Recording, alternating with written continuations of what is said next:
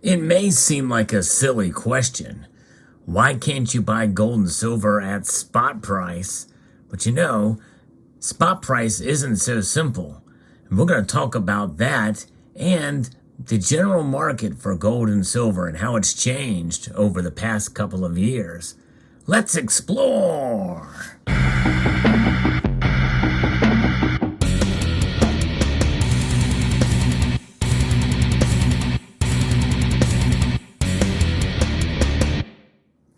Greetings, members, one and all of the Salivation Nation.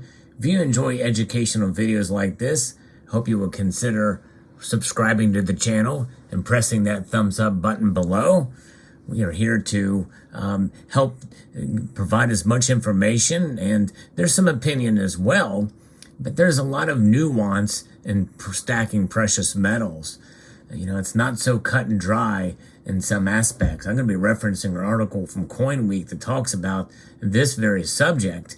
And before we get into it, we need to really address something that is not talked about in this article, and that is spot price. There is actually two different spot prices when you think about it. There is the ask and there's the bid price. The bid price is what is typically known as melt price, and the article kind of goes in between talking about those interchangeably. But in reality, you have to understand that when spot price is quoted, it is typically going to be based off of the ask price. And the ask price is very different. The ask price is what the foundation for selling precious metals are in the wholesale market. There is a spread between them, but it's very small. Right now, I'm looking at spot price for gold, and it's $1's difference between the two. For silver, it's a dime's difference between the two. For platinum, it's $10 difference between the two. For palladium, it's $50 difference between the two, bid and ask price. And for rhodium, it is $2,000 the difference between the two. And by the way, that's not a hard and fast rule.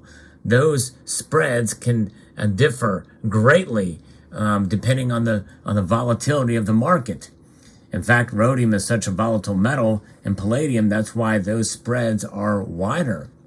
A lot of it has to do with, again, the melt value, taking the metal in and what it can be offered for it, and or manufactured, as opposed to the manufacturing cost for the most easily manufactured and the largest products that are out there, such as contract size gold bars, which are usually 400 ounces, and contract size silver bars, which are 1,000 ounces.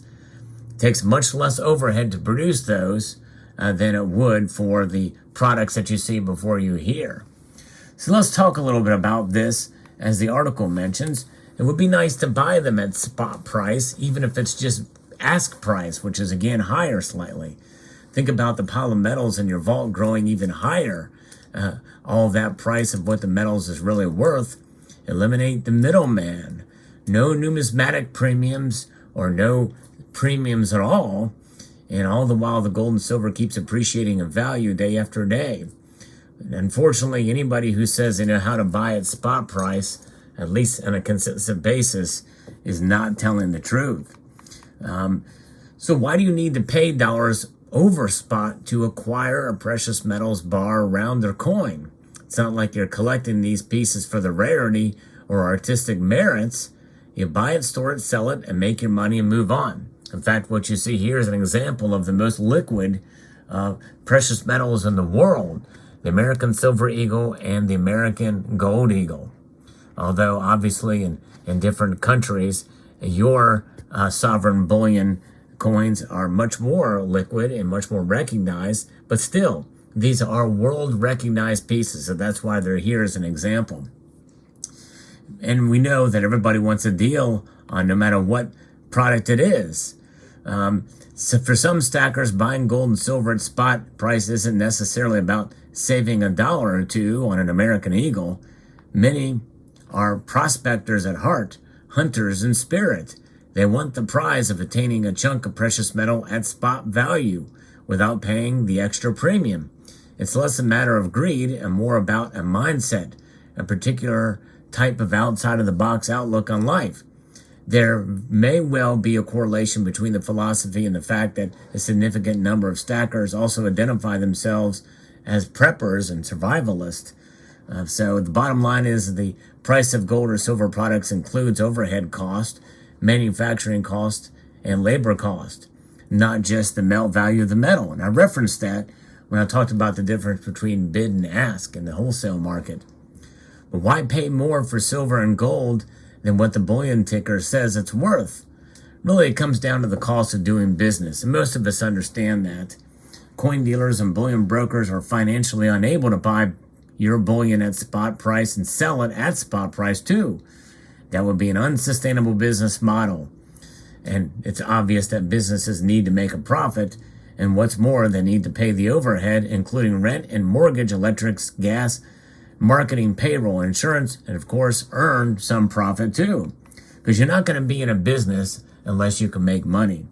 And sometimes the margins in that business can fluctuate. And boy, are we seeing that nowadays.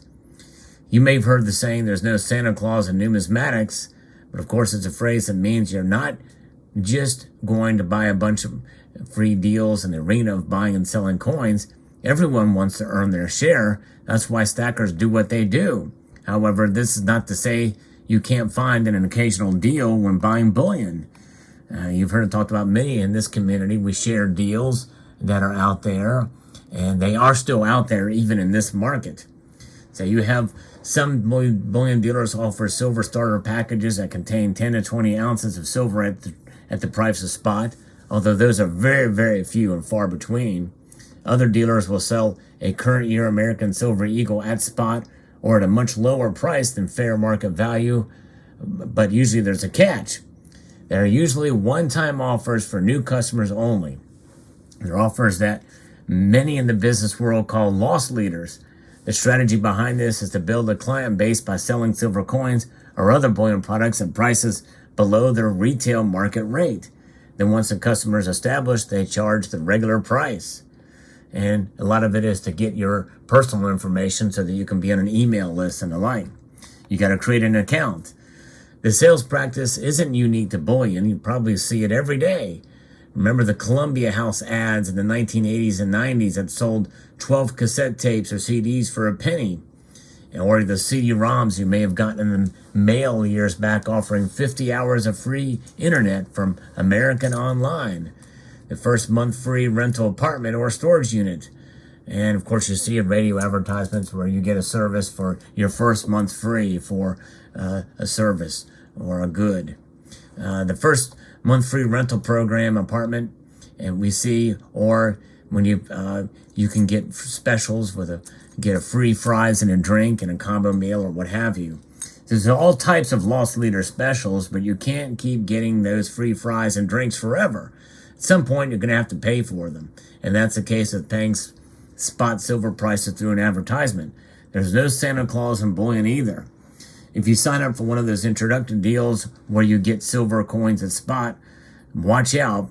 Get yourself into a contract situation of some type with one of those bullion outfits, and you may end up paying a lot more than you bargained for.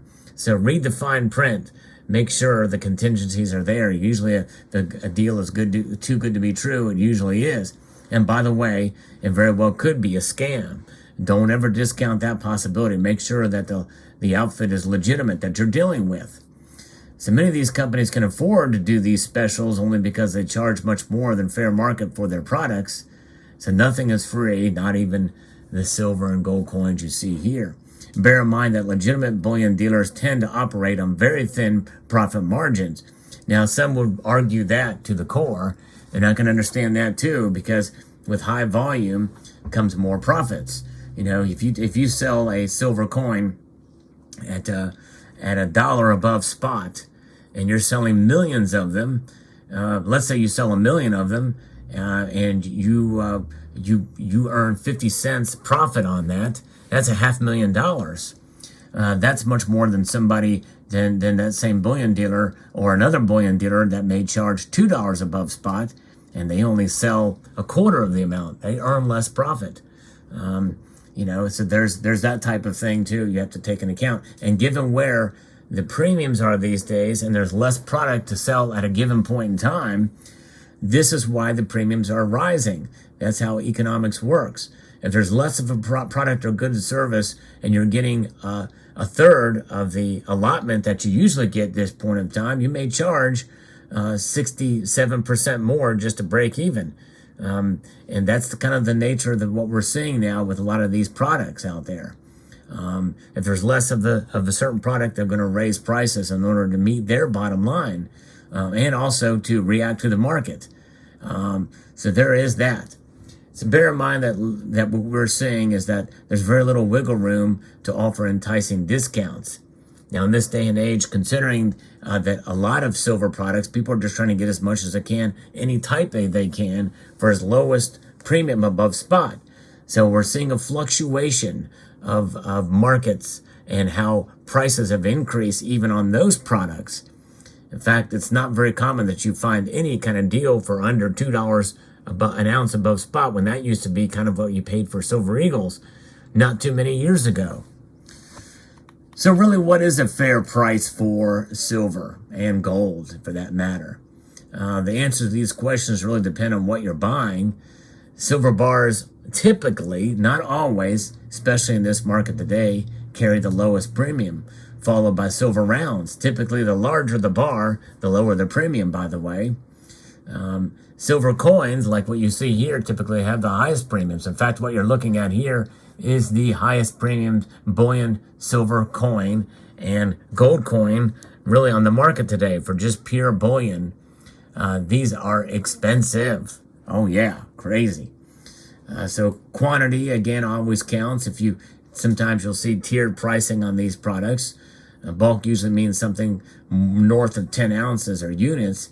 You can buy them by the tubes, and you typically save a bit there. So right now, some of the fair premium for silver bars this day and age is about 5 to 8% above for some of these silver bars, and north of that, maybe even higher, 10%. Silver coins trade for about 12 to 20%, but sometimes over 120% for Silver Eagles these days.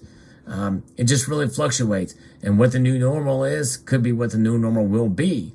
Or it could come back to some sense of reality once the supply chains work themselves out. So there it is. And so obviously there's things that are higher in demand you're going to pay a higher premium for, as I mentioned with Eagles. And so the best thing to do is just understand that, yes, and you are not going to be able to get gold and silver at spot, especially in this day and age, unless you find the rare lost leader special out there. But be careful with those. But the reason, especially in this day and age, is because, it's just there's high demand. There's an incredible demand, and couple that with these bullion dealers have got to make money to stay in business. They've got to at least break even to stay in business. But unlike some of these really huge, massively inflated companies, most bullion dealers do operate on smaller margins. I won't say completely thin. I don't want to give them too much of a pass. But nonetheless, they need to make money. And as they get busier, they need to hire more people. They need to expand space. So they need to have profits and money that they can put into fulfilling these orders as things get busier in their companies. So there you have it. I hope that you found that helpful. I'd like to extend a multitude of gratitude to you all for taking the time to watch, and to encourage you to please rate, share, comment, and subscribe.